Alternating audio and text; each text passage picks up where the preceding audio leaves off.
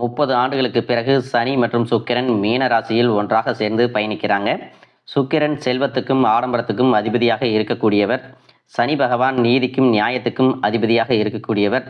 இந்த 2 கிரகங்களும் ஒன்றாக சேரும்போது பல மாற்றங்கள் 12 ராசிகளுக்குள்ளும் மிகப்பெரிய மாற்றத்தை எல்லாம் ஏற்படுத்த போகுது.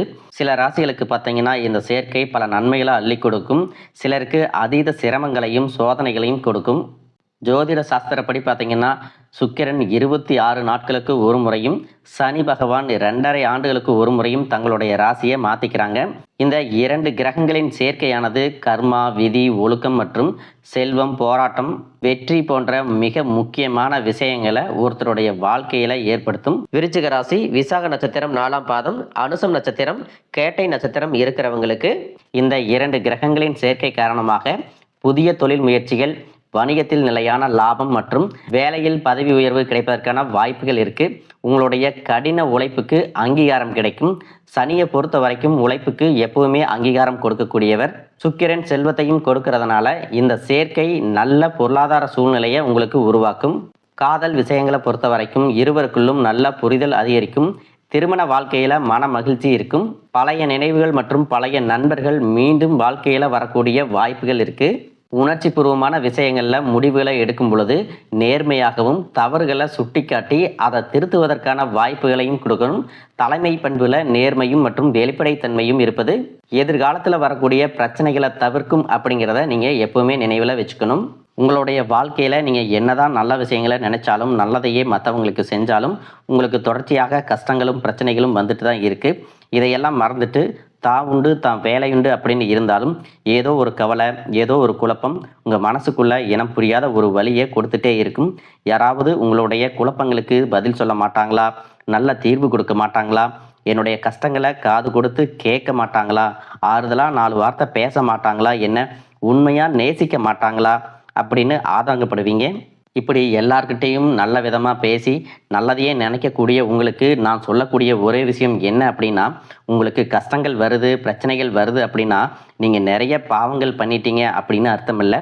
நீங்கள் தவறான நபர் அப்படின்னு அர்த்தம் இல்லை. இந்த வாழ்க்கை உங்களுக்கு சில பாடங்களை கற்றுக் கொடுக்குது அப்படிங்கிறத உணர்ந்துக்க வேண்டிய காலம். உங்களை சுற்றி நடக்கக்கூடிய எல்லா விஷயங்களும் உங்களை அழிக்கிறதுக்காக வரலை, உங்களை மாற்றுறதுக்காக வந்திருக்கு. ஒரு புதுவிதமான வாழ்க்கையை எதிர்காலத்தில் நீங்கள் வாழ்கிறதுக்கு ஒரு அடித்தளத்தை அமைச்சு கொடுக்கறதுக்காக வந்திருக்கு அப்படிங்கிறத நீங்கள் ஏற்றுக்கிட்டு தான் ஆகணும். என்னதான் சில இடங்களில் நீங்கள் பாசிட்டிவாக இருந்தாலும் பல நேரங்களில் நெகட்டிவான எண்ணங்கள் வர்றதுக்கு ஜாதகத்தில் சில கிரகங்களினுடைய சேர்க்கை காரணமாக இருக்கும். உதாரணத்துக்கு பார்த்தீங்கன்னா உங்களுடைய ஜாதகத்தில் ராகு, கேது, சனி பகவான், சந்திரன் இவங்க எல்லாம் உங்களுடைய மனசை ரொம்பவே சோதிப்பாங்க. அந்த காலகட்டத்தில் உங்களுக்கு நல்லதெல்லாம் நடக்கிற மாதிரி இருக்கும். வருமானம் அதிகமாக வரும் மாதிரி இருக்கும். குடும்பத்தில் சந்தோஷமாக இருக்கிறோம், நம்மளுடைய தேவைகளை எல்லாம் பூர்த்தி செஞ்சுக்கலாம் அப்படின்னு நீங்கள் நினைப்பீங்க.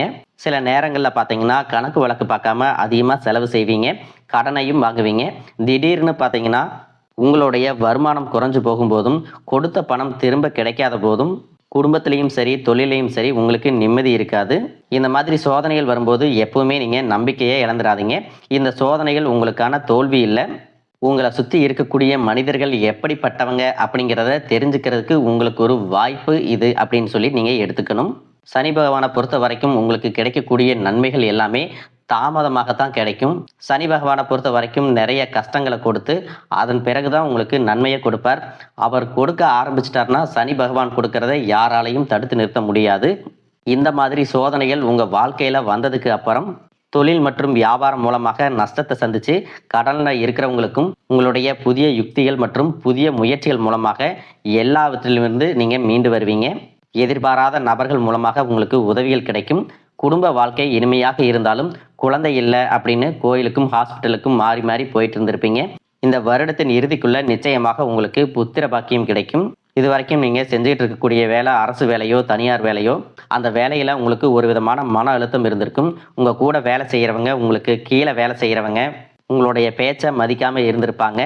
உங்களுக்கு கெட்ட பேரை ஏற்படுத்தணும் அப்படிங்கிறதுக்காகவே சில காரியங்களையும் அவங்க செஞ்சுருப்பாங்க. அதனாலேயே கொஞ்ச நாள் மன அழுத்தத்தில் உங்களுடைய உடல் நலம் பாதிக்கப்பட்டிருக்கும். இதுக்காகவெல்லாம் நீங்கள் பெருசாக வருந்த தேவையில்லை. ஏன் அப்படின்னு பார்த்தீங்கன்னா அவங்க செஞ்ச கர்ம வினைகளுக்கான பலன் நிச்சயமாக சனி பகவான் கிட்ட இருந்து கிடைக்கும். அதனால கடவுள் மேல பாரத்தை போட்டுட்டு உங்களுடைய வேலையில நீங்க எப்பவும் போல நேர்மையாகவும் உண்மையாகவும் இருந்தீங்கனாவே உங்களுக்குள்ள இருக்கக்கூடிய மன அழுத்தம் மற்றும் உடல்நல பிரச்சனைகள் எல்லாமே சரியாகும். யார் மூலமாக பிரச்சனைகளை எல்லாம் சந்திச்சு வந்தீங்களோ அவர்களே உங்ககிட்ட வந்து மன்னிப்பும் கேட்பாங்க. இதுவரைக்கும் உங்களுடைய வருமானம் அதிகமாக இருந்தாலும் செலவுகளும் அதுக்கு ஈக்குவலாக இருந்திருக்கும். சேமிப்பு அப்படிங்கிறது செய்ய முடியாமல் ரொம்பவே சிரமப்பட்டு இருந்திருப்பீங்க. இனி வரக்கூடிய காலங்களில் உங்களுக்கு சுப செலவுகள் இருக்கும். பணத்தை சேமிப்பதற்காக நீங்கள் புதிய திட்டங்களையும் புதிய வழிமுறைகளையும் கையாள்வது நல்லது. படிக்கக்கூடிய மாணவர்களுக்கு சவால்கள் இருந்தாலும் இது ஒரு பொற்காலமாக அமையப்போகுது. தேர்வுகளில் கூடுதலான மதிப்பெண்கள் எடுப்பாங்க. ஆசிரியர்களிடத்துல நல்ல பெயர் கிடைக்கும். குடும்பத்தை பொறுத்த வரைக்கும் விட்டு கொடுத்து போவது மிகவும் முக்கியம். அதிலும் குறிப்பாக அதிகாலையில் குடும்ப உறவுகளிடம் அன்பாக பாசிட்டிவான வார்த்தைகளை பேசி உற்சாகப்படுத்துவதன் மூலமாக சில அனுகூலங்கள் கிடைக்கும். கூட்டு தொழில் மற்றும் வியாபாரத்தில் எந்த ஒரு ஒப்பந்தங்களில் கையெழுத்திடும் போதும் ஒரு முறைக்கு இருமுறை நன்றாக படித்து பார்த்துவிட்டு கையெழுத்திடுவது நல்லது. அரசியலில் இருக்கிறவங்க பேசக்கூடிய வார்த்தைகளில் ரொம்பவே கவனமாக இருக்கணும். மேலிடத்திற்கு எதிரானவங்களுடைய நட்பு கனவிலும் வேண்டாம். சூழ்நிலையை புரிஞ்சு சரியாக செயல்பட்டீங்க அப்படின்னா பதவி உயர்வுகள் எல்லாமே கிடைக்கும். அரசு பணியில் இருக்கிறவங்களுக்கு தொடர்ச்சியான வளர்ச்சி இருக்கும். சட்டத்திற்கு புறம்பாக செய்யக்கூடிய எந்த ஒரு செயல்களுக்கும் இடம் கொடுக்கக்கூடாது. பெண்களை பொறுத்த வரைக்கும் பூர்வீக சொத்து சேரும். மகப்பேறு நல்லபடியாக அமையும். சினிமா மற்றும் கலைத்துறையில் இருக்கிறவங்களுக்கு தங்களுடைய தனித்திறன்களை வெளிப்படுத்துவதன் மூலமாக நல்ல வாய்ப்புகள் கிடைக்கும். வீணான ரோசம் மற்றும் முன்கோபத்தை தவிர்க்கணும். வாரிசுகளுக்கு திருமணம் அமையலை, நல்ல தொழில் அமையலை அப்படின்னு நீண்ட நாட்களாக காத்துட்டு இருந்தவங்களுக்கு சில போராட்டங்கள் மற்றும் தடைகளை தாண்டிய பிறகு நல்ல வரன் அமையும். தொழில் வாய்ப்புகள் எல்லாமே உருவாகும். சுபகாரியங்கள் நடக்கும்போது வீணான ஆடம்பரத்தை தவிர்ப்பது நல்லது. குடும்பத்தில் வாழ்க்கை துணையினுடைய வார்த்தைகளுக்கு மதிப்பு கொடுக்கணும். பெற்றோர்களிடத்துல மனம் விட்டு பேசணும். மூத்தவர்களுடைய வார்த்தைகள் உங்களுக்கு புதுவிதமான தெம்பு கொடுக்கும். உங்களுடைய விடாமுயற்சியின் காரணமாக அசையும் மற்றும் அசையா சொத்துக்களை எல்லாமே வாங்குவீங்க. விலை உயர்ந்த பொருட்களை பத்திரமாக பாதுகாக்கணும். மற்றவர்களுக்கு கடனாகவோ இரவலாகவோ கொடுக்கதை தவிர்த்துக்கணும். பிற மொழி பேசக்கூடிய மனிதர்களிடத்துல அதிகமான பழக்கத்தை தவிர்க்கணும். இரவு நேர பயணங்கள் மற்றும் வெளியிடங்களில் தங்கக்கூடிய சூழ்நிலைகள் வரும் பொழுது நம்பிக்கையான பாதுகாப்பான இடங்களை தேர்ந்தெடுப்பது நல்லது. இந்த வருடத்தின் இறுதிக்குள்ள உங்களுக்கு புதிதாக வீடு மற்றும் வாகனங்கள் வாங்குவதற்கான யோகம் இருக்கு. அயல்நாட்டு வர்த்தகத்தில் அவசரம் காட்டாமல் நிதானமாக செயல்படுவது நல்லது. வேலை செய்யக்கூடிய இடத்துல உயர் அதிகாரிகளிடம் பேசும் பொழுது தர்க்கத்தை விட தன்னடக்கமே மிகவும் சிறப்பு. உங்களை பொறுத்த வரைக்கும் எதையும் திட்டமிட்டு சரியான நேரத்தில் செஞ்சு முடிச்சிங்க அப்படின்னா சமூகத்தில் உங்களுடைய அந்தஸ்து உயரும். பண வரவில் இருந்த தடைகள் எல்லாமே நீங்கும். இது வரைக்கும் நீங்கள் மற்றவங்களுக்கு பணத்தை கொடுத்து ஏமாந்திருப்பீங்க. பணம் கொடுக்கல் வாங்கல் சம்பந்தமாக இருக்கக்கூடிய பிரச்சனைகள் எல்லாமே தீரும். ஒவ்வொரு வாரமும் உங்களுடைய குலதெய்வத்தை வழிபடுவது, சனி பகவானுக்கு அர்ச்சனை செய்வது உங்களுக்கு சிறப்பான பலன்களை கொடுக்கும். இந்த மாதிரி நல்ல விஷயங்கள் எல்லாமே உங்கள் வாழ்க்கையில் நடக்க காத்திருக்கு. அதனால் எத்தனை சோதனைகள் வந்தாலும் எல்லாத்தையும் கடந்து நீங்கள் போயிட்டே இருங்க. உங்களுடைய வாழ்க்கை உங்களுக்கு பிடிச்ச மாதிரி மாறப்போகுது. வாழ்க வளமுடன், வாழ்க பல்லாண்டு.